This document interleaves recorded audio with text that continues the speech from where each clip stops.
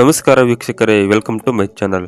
ನೀವು ಅದರ first time ನಮ್ಮ ಚಾನಲ್ ಕೆಳಗೆ ಕಾಣೋ ಸಬ್ಸ್ಕ್ರೈಬ್ ಕ್ಲಿಕ್ ಮಾಡಿ ಹಾಗೂ ಸಬ್ಸ್ಕ್ರೈಬ್ ಆಗಿ. ವೀಕ್ಷಕರೇ, ಮೊನ್ನೆ ಅಷ್ಟೇ ಡಿವೈನ್ ಸ್ಟಾರ್ ರಿಷಬ್ ಶೆಟ್ಟಿ ಅಭಿನಯದ ಹೊಸ ಸಿನಿಮಾ ಅನೌನ್ಸ್ ಆಗಿದೆ. ಅದೇ ದ ಫ್ರೇಡ್ ಆಫ್ ಭಾರತ್ ಛತ್ರಪತಿ ಶಿವಾಜಿ ಮಹಾರಾಜ್. ಈ ಸಿನಿಮಾ ಕುರಿತು ಕೆಲವಷ್ಟು ಚರ್ಚೆಗಳಿವೆ. ಇವತ್ತಿನ ವಿಡಿಯೋದಲ್ಲಿ ನೋಡೋಣ ಬನ್ನಿ. ವೀಕ್ಷಕರೇ, ಮೊದಲನೇದಾಗಿ ನಾವು ಹೆಮ್ಮೆ ಪಡೆಯುವ ವಿಷಯ, ಯಾಕೆಂದರೆ ನಮ್ಮ ಕನ್ನಡ ನಟ ರಿಷಬ್ ಶೆಟ್ಟಿ ಅವರು ಛತ್ರಪತಿ ಶಿವಾಜಿ ಮಹಾರಾಜ್ ಬಯೋಪಿಕ್ ಅಲ್ಲಿ ನಡೆಸ್ತಾ ಇದ್ದಾರೆ ಎಂಬುದು ನಮಗೆ ಹೆಮ್ಮೆಯ ಸಂಗತಿ. ಆದರೆ ಇನ್ನೂ ಕೆಲವು ಜನರಿಗೆ ಸಹಿಸೋಕೆ ಆಗ್ತಾ ಇಲ್ಲ. ಯಾಕಂದರೆ ಅವರ ಕಲ್ಪನೆಯಲ್ಲಿ ಶಿವಾಜಿ ಮಹಾರಾಜ್ ಕನ್ನಡದ ವಿರೋಧಿ ಅಂತ, ಅಥವಾ ಅವರು ಮಹಾರಾಷ್ಟ್ರ ರಾಜ್ಯದವರು ಅಂತ. ವೀಕ್ಷಕರೇ, ಒಂದು ವಿಷಯ ನಿಮಗೆ ಕ್ಲಿಯರ್ ಆಗಿ ಹೇಳ್ಬಿಡ್ತೀನಿ. ಯಾಕೆಂದರೆ ಛತ್ರಪತಿ ಶಿವಾಜಿ ಮಹಾರಾಜ್ ಕೇವಲ ಮಹಾರಾಷ್ಟ್ರ ರಾಜ್ಯಕ್ಕೆ ಮಾತ್ರ ಸೀಮಿತವಾಗಿಲ್ಲ, ಅವರು ಇಡೀ ಭಾರತ ದೇಶಕ್ಕೆ ಸೀಮಿತವಾದವರು.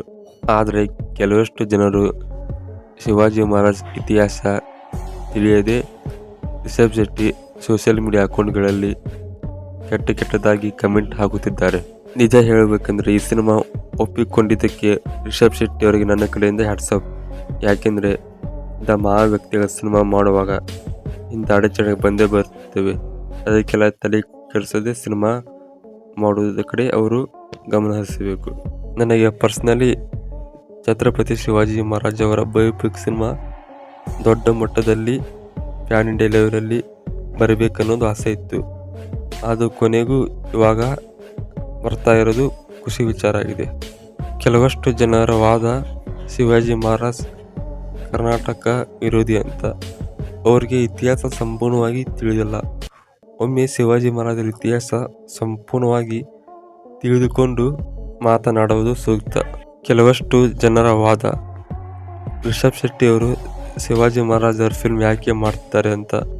ಯಾಕೆಂದರೆ ಅವರು ಕನ್ನಡದವರು, ಕನ್ನಡ ನಟವಾಗಿ ಬೇರೆ ಭಾಷೆಗೆ ಹೋಗಿ ಬೇರೆ ಭಾಷೆ ರಾಜ್ಯರ ಫಿಲ್ಮ್ ಯಾಕೆ ಮಾಡ್ತಿದ್ದಾರೆ ಅಂತ ಕೆಲವರ ಪ್ರಶ್ನೆ.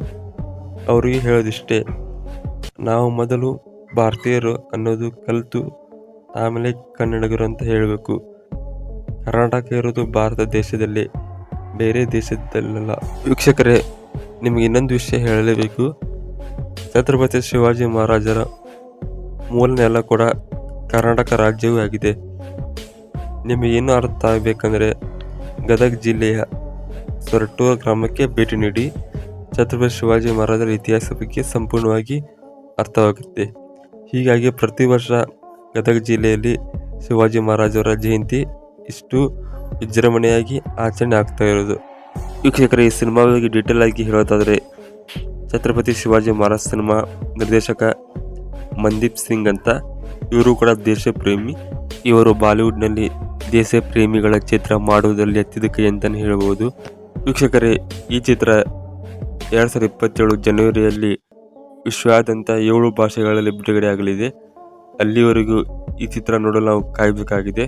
ಇನ್ನು ರಿಷಬ್ ಶೆಟ್ಟಿ ಅವ್ರ ಬಗ್ಗೆ ಹೇಳಬೇಕೆಂದರೆ, ಅವರು ನಮ್ಮ ಕನ್ನಡ ಚಿತ್ರರಂಗಕ್ಕೆ ಸಿಕ್ಕಂಥ ಅದ್ಭುತ ನಟ ಹಾಗೂ ನಿರ್ದೇಶಕ. ಇವರು ಕಾಂತಾರ ಸಿನಿಮಾದಿಂದ ಇಡೀ ಭಾರತ ಚಿತ್ರರಂಗಕ್ಕೆ ಪರಿಚಯ ಆದರು.